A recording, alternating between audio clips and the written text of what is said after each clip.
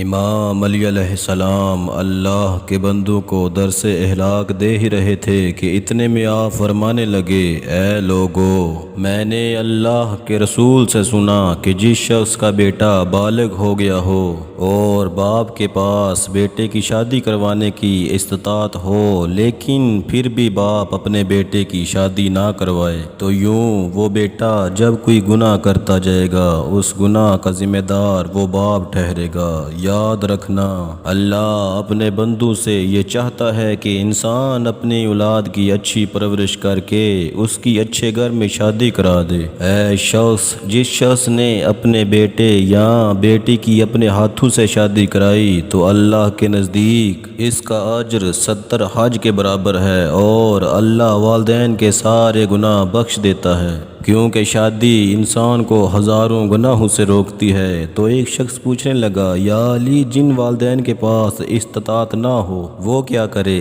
تو امام علی علیہ السلام نے ارشاد فرمایا، اے شخص، جن والدین کے پاس اپنی اولاد کی شادی کروانے کے لیے استطاعت نہیں، وہ رات کو سونے سے پہلے 70 مرتبہ سورہ فاتحہ پڑھ کے یہ دعا مانگے کہ اے اللہ، ہمیں اتنی طاقت بخش کہ ہم اپنی اولاد کی شادی کروا سکیں۔ اللہ کے کرم سے اللہ انہیں اس قابل کر دے گا۔